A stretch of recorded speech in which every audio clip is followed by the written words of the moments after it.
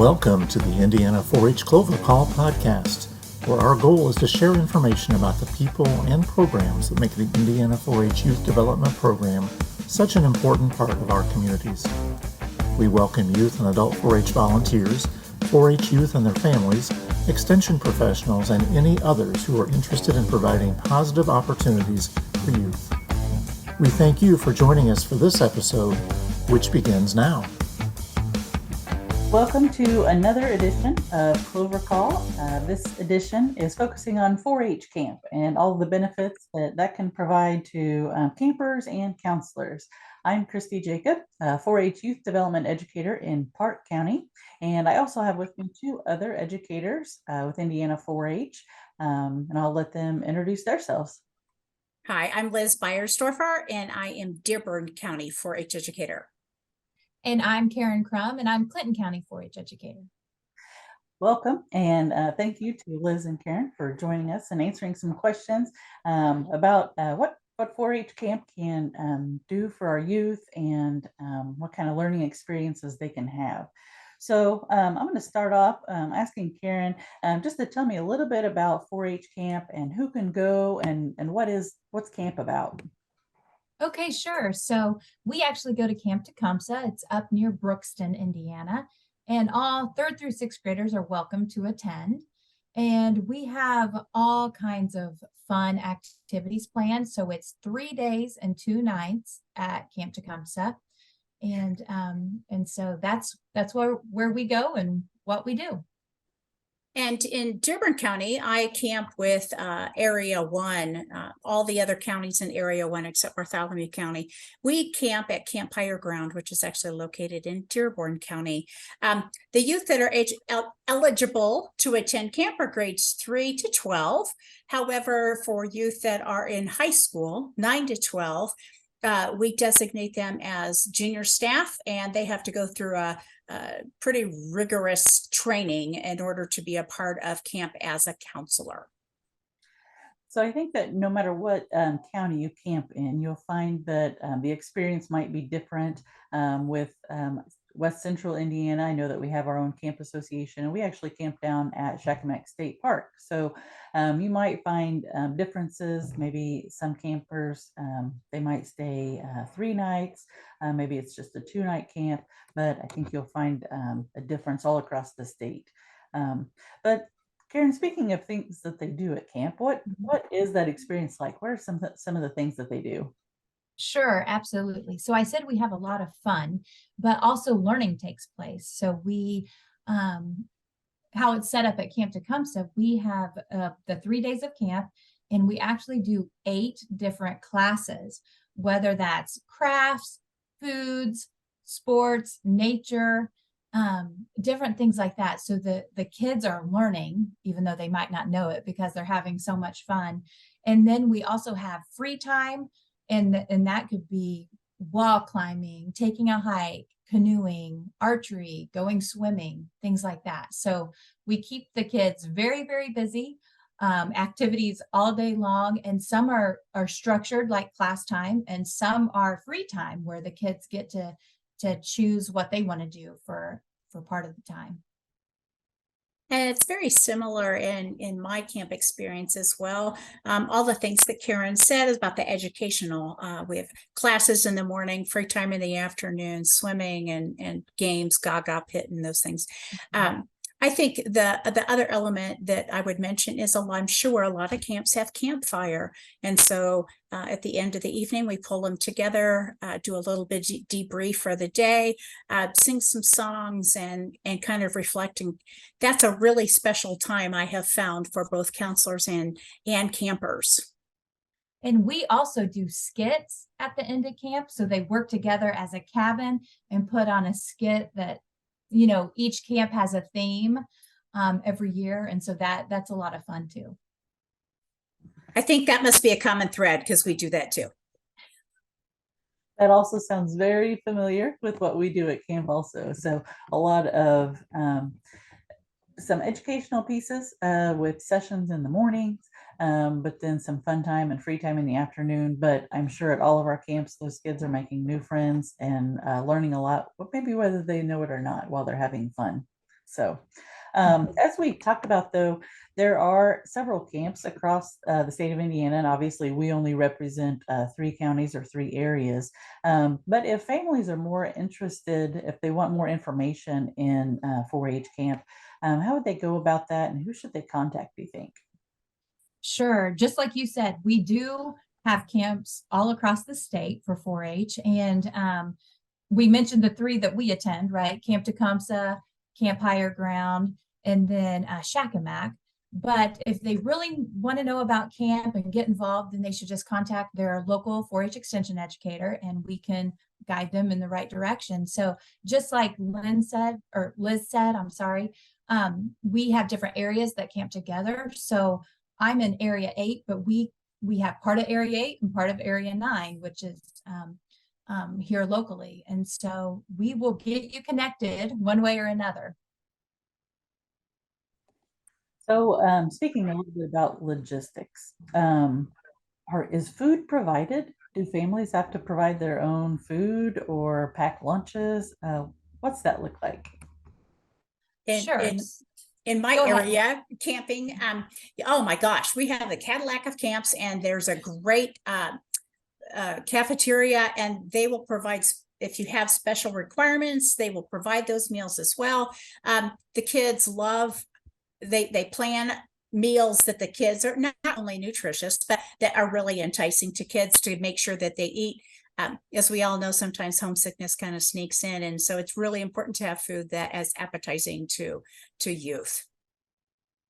Absolutely. Same with Camp Tecumseh. So we have a cafeteria, but we sit family style. So we say, if you kill it, you fill it. So it goes around the table. And if it ends with you and you take the last one, you have to go back in line and refill that. And then it starts over again. But Liz is absolutely right. So we have very kid-friendly food, but it's also nutritious. And we have a Cadillac of camps too. So it's usually really delicious. And everybody looks forward to meal times. That's for sure. And speaking about Cadillac of camps, I think it also goes to say that our kids don't sleep in tents. Our kids sleep in very nice air-conditioned dorms. And so it's not like the old days. They really are in top of the line facilities for the better part, at least in my area. I don't know about the others, but I can speak for us. We also aren't in tents. We're in cabins, and they're duplexes. So they're split in half. So cabins 1 and 2 are housed together. But they are bunk beds and bathrooms, and they're air conditioned, and there's probably 10 to 12 bunks in there. So there are 2 counselors in a cabin with 10 to 12 campers. So that's how it works with us. I think we can all agree that 4-H camp has come a long way in even the last 10 years. Whenever we started camping, they've done several upgrades to the cabins, and even our cabins now at Shakamak State Park have a refrigerator in there. So kids need to bring their own drinks throughout the day. But yes, definitely lots of food. The kids do not go hungry. There's a wide variety. And besides meal times, I'm sure that you also provide snacks throughout the day. So plenty to eat. It's if we can get them to sleep on time, I think, because they're so excited about the days. And oftentimes those kids go home tired because they want to stay up and chat with their new friends. So absolutely. And at Camp Tecumseh, we even have, during free time, they can go to a little shop and buy ice cream cones and different snack things like that. And then we make sure we shut off the pop machines like after dinner, because we do want the children to actually sleep at night. So the caffeine's restricted at the end of the day, but it's always a good time. So besides the food and where the campers are sleeping, I also wanted to touch a little bit on the other staff that might be at camp, because we know that it takes a lot of adults and sometimes volunteers to make camp work. So could each of you share a little bit about who else is helping with the camp, and maybe employees that are there also? Sure. So I think it's a little different at every camp. So Camp Tecumseh, we do have just a few staff members that run some of our free time activities, like the archery, canoeing, swimming, like at the lake. So they provide the lifeguards and things like that. But we have our camp counselors. So we have anywhere from 250 to 300 campers. And so we have 52 counselors, and those are 9th through 12th graders at Camp Tecumseh. Because I told you we do 2 different areas. So part of area 8 and part of area 9. So there are 9 counties that camp together. So all 9 counties have an educator there, as well as our 52 camp counselors that help run the classes, run the free time activities, and then a few of the camp staff that assist us with some specific things. We have rock climbing, like a wall climbing, and that is all done with their staff because of safety reasons and different things like that. And it's very similar with our camping experience, is that an educator from each county that has children there needs to be there. So there's someone for those kids that they know. Sometimes we have 2 educators from the county. We also have 2 full-time nurses that are there throughout the week, so that if we have kids with special physical conditions or mental conditions that need medication, we've got nurses on staff to wipe the knee, pass out the meds, do breathing treatments, whatever is required. Our staff, the camp also provides some staff. Ours happens to be all of the folks are from a religious community, but I mean, there is no religion injected into our camp whatsoever, but they follow guidelines for volunteers and employees for as far as youth safety and things too. So it's a very safe place to be. It's a very nurturing place to be. We also have a camp nurse, so on staff. So yeah, very crucial role. Yes. With West Central Camp Association that camps down at Shakamak State Park, it's very similar also. We have one difference might be is that if you've ever been to a state park, they don't hire staff that, your cook and your camp director. So we bring all that in there with us. We hire our director and our nurse, and we actually have a craft director and then a head cook and kitchen staff. So we do all that interview process, the screening, and everything to bring those down. But depending on the camp group, I would say maybe have somewhere around 50 counselors, 50 to 60 counselors, and they also sleep in the cabins with the campers. So, and then again, there's maybe 4 or 5 educators that camp together, and then those educators are there too. So, speaking of counselors, kind of shifting roles from the campers to the counselors, what is their role at camp? In our area, they're responsible for the children 24/7.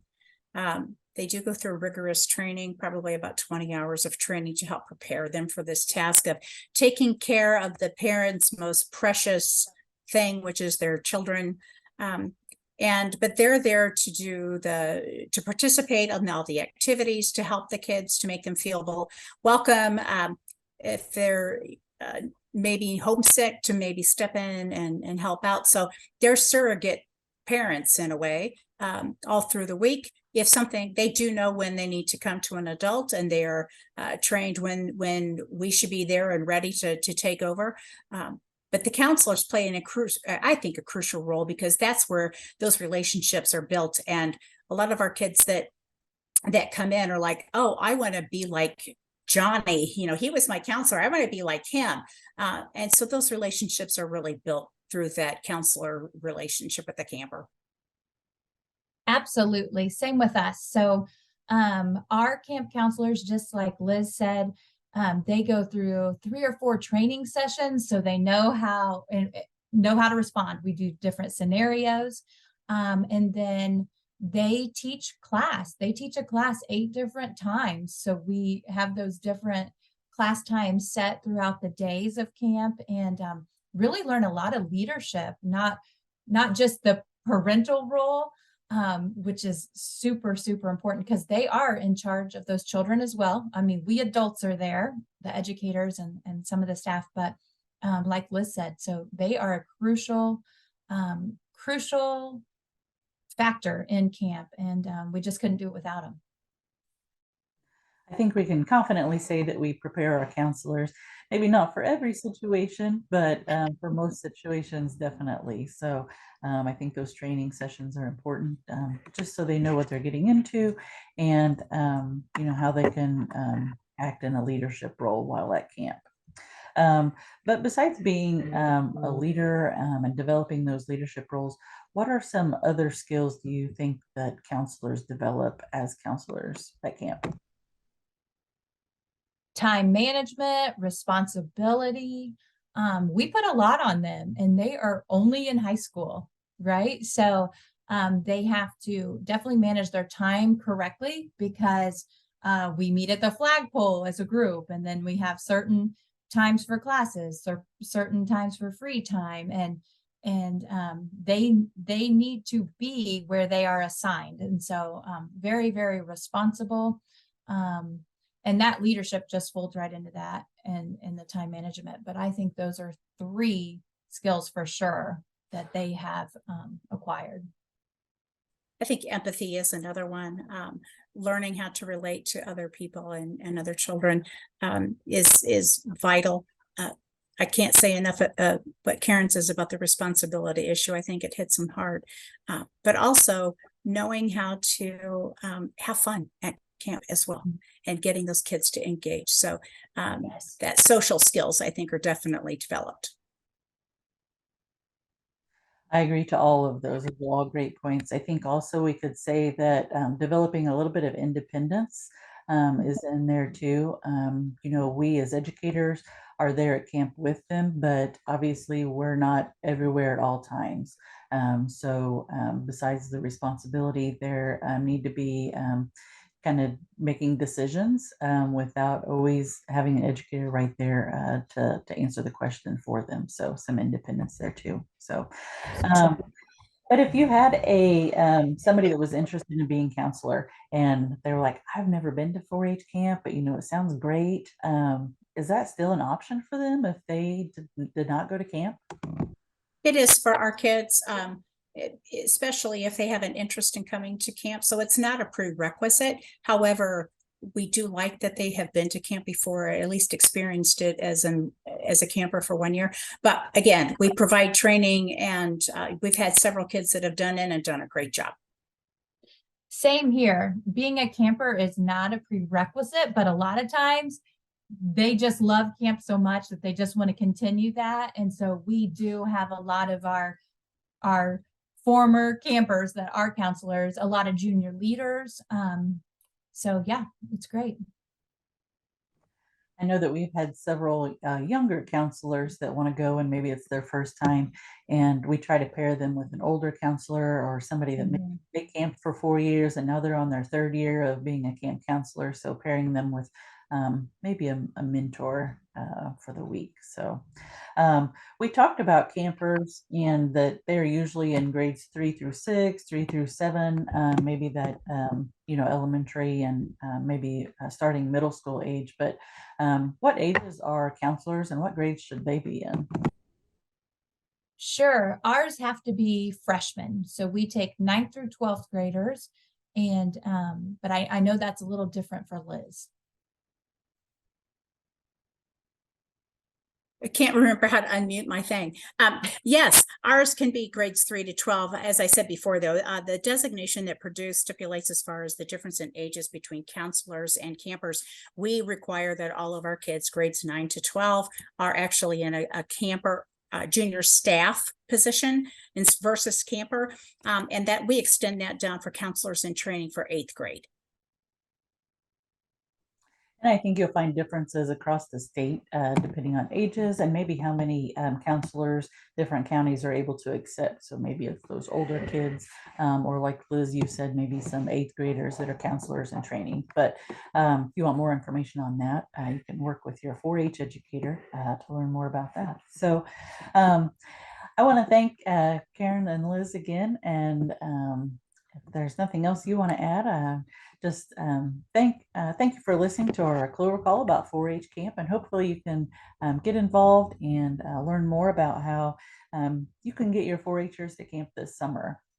If you want more information, you can visit our website at extension.purdue.edu/4H, or get in touch with your local extension educator. Thank you.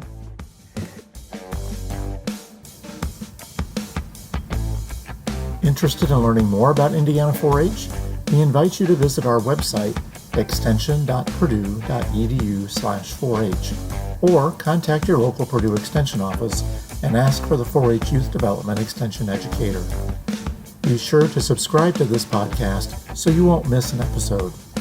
We look forward to joining you again on the next Indiana 4-H Clover Call.